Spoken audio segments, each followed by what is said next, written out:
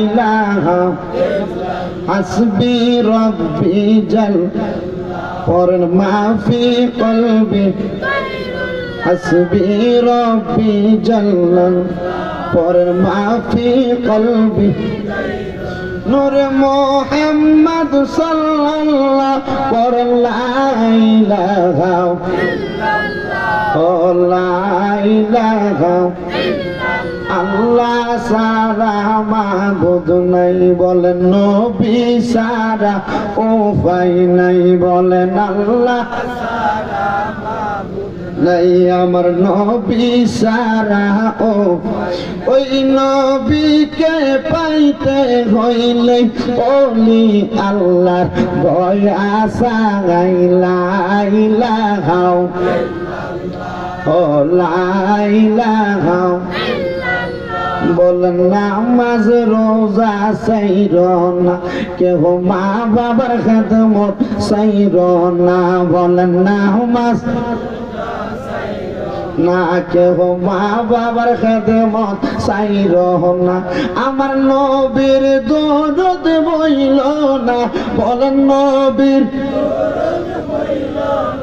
আমার নবীও তোমায় বলবে না লা ইলাহা ও লা ইলাহা আরে অনেক দূরে মদিনা আমরা কেমনে যাব রহিমপুরের মানুষ মদিনা যাইতে চাই না যারা যারা যাইতে চান জবান খুলে একটা তাকবীর দিবেন নারে তাকবীর নারে রিসালাত ঢাকা এয়ারপোর্ট যাওয়া যাবে না আওয়াজ এটা দিয়া একটু মোহাব্বতে আওয়াজ দেন না যেন আল্লাহ এবং রসুল খুশি হয় এমন একটা আওয়াজ দেন মদিনা যদি মরণের আগে যাইতে নাও পারেন যেন ঘুমের ঘরে নবী এসে একবার দেখা দেয় জোরে কোন সুবহানাল্লাহ মদিনা যাইতে চাই না যারা যারা যাইতে চান জোরে একটা তাকবীর দেন নারে তাকবীর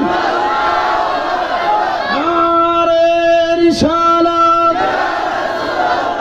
জোরে কোন মারহাবা মদিনা যাইতে চাই না দূরে পড়ে অনেক দূরে মদিনা আমরা কেমনে যাব দয়াল আল্লাহ দয়া করেন দয়াল আল্লাহ দয়া করেন নসিব করেন মদিনা লা ইলাহা ইল্লাল্লাহ লা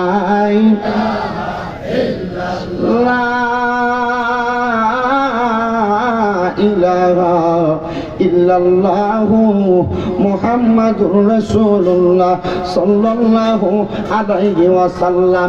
হে আমার এই কুমিল্লা জেলার অন্তর্গত মুরাদনগর থানাধীন রহিমপুর সওদাগর পাড়া বালুর মাঠ প্রাঙ্গণে জান্নাতের বাগানে আগন্তক আমার আলেম সমাজ দাড়ি পাকা মুরব্বীরা যুবক নওজোয়ান ভাইয়েরা ছোট্ট ছোট্ট মাসুম বাচ্চারা আপনারা কেউ জবানটা বন্ধ রাখবেন না। আপনারা বলেন আমাদেরকে সৃষ্টি করছেন একজন, ওই সৃষ্টিকর্তার নামটা কি? ওই আল্লাহ যে আমাদেরকে সৃষ্টি করলেন আমরা সবাই ওই আল্লাহর ইবাদত করার দরকার আছে না নাই? বাজান আমার ওই আল্লাহর ইবাদতের বহির্ভূত হইয়া আমরা আল্লাহর ইবাদত থেকে দূরে সরে গেছি। আমরা গুনাহ করতে করতে আমরার কলবদারে ঝাঁঝরা বানায়া ফেলাইছি। এই গুনাহগুলোর কারণে আমরার কলবটা বর্তমানে একবারে ময়লার স্তূপ যেমন হইয়া থাকে, হয়তো আমরার গুনার কারণে আমরার কলবটা ময়লার স্তূপের মতো কালো হইয়া রইছে। বাজানো হে আমার আজকে এই রহিমপুর এলাকার বাবাজিরা বন্ধুরা, আমরার এই কলবটা যে কালা হইয়া রইছে, আমরা তো কলবটারে পরিষ্কার করার দরকার। এই কলবটা পরিষ্কার করানোর জন্য আমার আল্লাহ তাআলা আমার নবীর আদেশ দিছে। আমার নবী যুগ যুগ ধরে দুনিয়ার জমিনের মধ্যে যে আলেম সমাজ, যে মুফতি মুহাদ্দিস সহ পীর মাশায়েখ হক্কানি রব্বানি ব্যক্তিবর্গ আছে, তাদের মাধ্যমে একটা আদেশ করছেন, এমন কলব পরিষ্কার করনেওয়ালা একজন তরিকতের সম্রাট, তরিকতের বাদশা সারসিনা দরবার শরীফের আলা হযরত পীর সাহেব হুজুর কেবলা গতকালকে রাত্র 2টার সময় দুনিয়া থেকে ইন্তেকাল করে উনি পরপারের যাত্রী হয়ে গেছে। আরে এমন আলেমদেরকে নিয়ে, হক্কানি ব্যক্তিদেরকে নিয়ে আমার আল্লাহ তাআলা না জানি আমদারে কোন পরীক্ষায় পালায়। সারসিনা দরবারের কত আলেম সারা পৃথিবীর জমিনে দাওয়াতি কাজ করে। সারসিনা দরবারের কত ছাত্ররা পৃথিবীর জমিনে দাওয়াতি কাজ করে। সারসিনা দরবারের কত মুরিদেরা পৃথিবীর জমিনে দাওয়াতি কাজ করে। আরে এখন মানুষগুলার অন্তরে শান্তি নাই। আমি দেখলাম আমারই পরিচিত একজন ভাই হুজুর কেবলার ইন্তেকালের পরে হাউ মাউ করে কান্না করে। জিজ্ঞাসা করলাম কান্না করার কারণ কি? ডাক দিয়ে কয়, ভাই আমি দুনিয়ার জমিনের ভিতরে জন্মের পর থেকে আমার বয়স যখন 23 বছর পর্যন্ত আমি গান বাজনা নিয়ে চলাফেরা করতাম, বন্ধু বান্ধবের সাথে সিগারেট নেশার সাথে যুক্ত ছিলাম। আল্লাহর কসম যেই দিন সারসিনার পান করে গেছি, যাওয়ার পরে আমার জীবনটা পরিবর্তন হয়ে গেছে। আমি বলবো আপনার কাছে আপনার দরবারটা ভালো লাগবে, যে যেই দরবারে যান, যে পীরের কাছে যান, আপনার নিজস্ব বিষয়। হক্কানি একজন পীর ধরবেন যেন আপনার কলব পরিষ্কার হয়, এবং দরবারের পীর মাশায়েখের অনুসরণের মাধ্যমে আমরা শিক্ষা দেয়, হে জগতের বান্দার দলেরা, তোমরা যে গুনাহ করতে করতে কলবটারে কালো বানাইয়া ফেলাইছো, এই কালো কলবটা লইয়া আমার আল্লাহর কাছে যদি তুমি ফিরত যাও, আমার আল্লাহ তো এই কালো কলব দিয়া তোমারে দুনিয়ায় পাঠাই নাই। আল্লাহ যখন তোমারে দুনিয়ায় পাঠাইছে, আমার আল্লাহ তোমারে মাসুম বানাইয়া পাঠাইছে। মাবুদ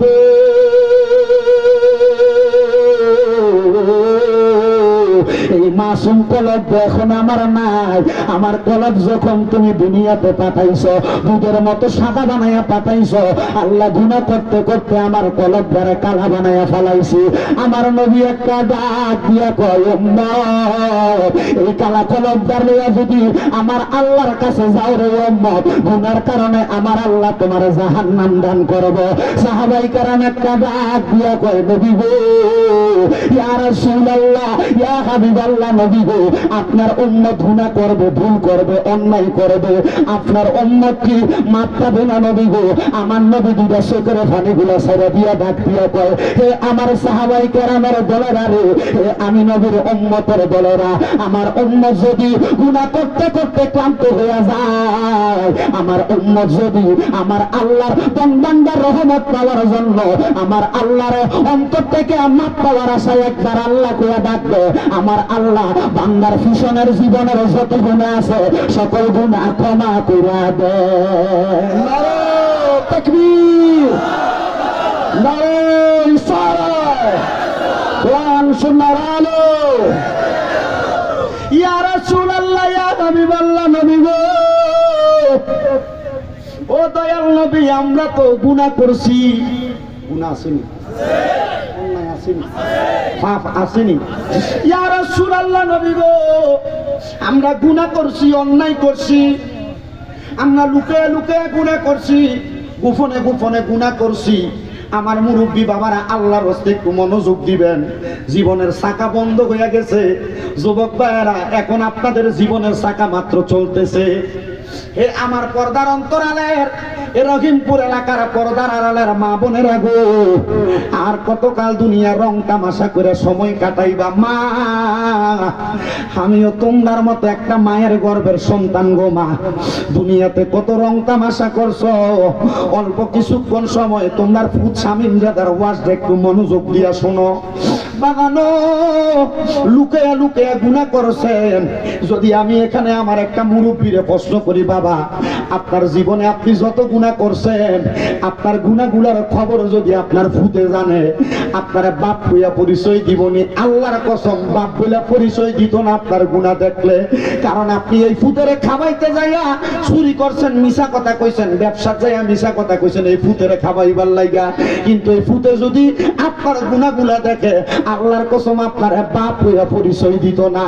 এ যুবক ভাইয়েরা, এ যুবক ভাইয়েরা, তুমি একটাবার চিন্তা করো, তোমার মা তোমার পাগল, তোমার বাবা তোমার পাগল, তোমার জীবনে তুমি যত গুনাহ করছো, লুকিয়ে লুকিয়ে গোপনে গোপনে গুনাহ করছো, তোমার গুনার খবর যদি তোমার মা জানে, তোমার আব্বা জানে, আল্লাহর কসম তোমার ফুট বলে পরিচয় দিবে না।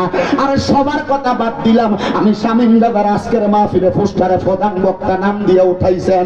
আমার জীবন জীবনের গুনাহ যদি আপনারা রহিমপুরের মানুষ দেখবেন, হয়তো আপনারা আমার এই মাহফিলে বক্তা করবেন দূরের কথা, আপনাদের এলাকায় আসলে আপনারা দূর দূর করে আমারে তাড়াইয়া দিতেন। আল্লাহর কসম, আমি আমার আল্লাহর দরবারে শুকরিয়া আদায় করি। আল্লাহ, আমার গুনাহটি আপনি গোপন করে রাখছেন। আমার গুনাহগুলা গোপন করার কারণে মানুষ আমারে সম্মান করে। ঠিক আমার গুনাহ যেমন গোপন রাখছে, আপনার গুনাহ আল্লাহ গোপন রাখছে। আল্লাহ, দুনিয়া যেমন ভাবে আমার গুনাহগুলা গোপন করে রাখছো, কাল ময়দানে মাশরে তোমার নবী কইছে, ফুতের সামনে, সন্তানের সামনে, এলাকার মানুষের সামনে আমরার গুনাহটি ওপেন করে দিবা। আল্লাহ, আমরা লজ্জা পাইয়া যাবো। আমরারে বেয়াজ্জতি কইরো না, আমরারে লজ্জা দিও না মাবুদ। আমরারে দুনিয়াতে যেমন মাসুম পাঠাইছো, তোমার মদিনার কামলিওয়ালা নবীর উসিলায় মাফ চাই তোমার দরবারে। আমরার জীবনের গুনাহগুলা মাফ করে দাও। আমি জানতে চাই, মুরাদনগরের রহিমপুরের বাবারা আমার আল্লাহর কাছে মাফ চাইলে আমার আল্লাহ মাফ করতে পারে কি পারে না? এখন না পারে কি পারে না?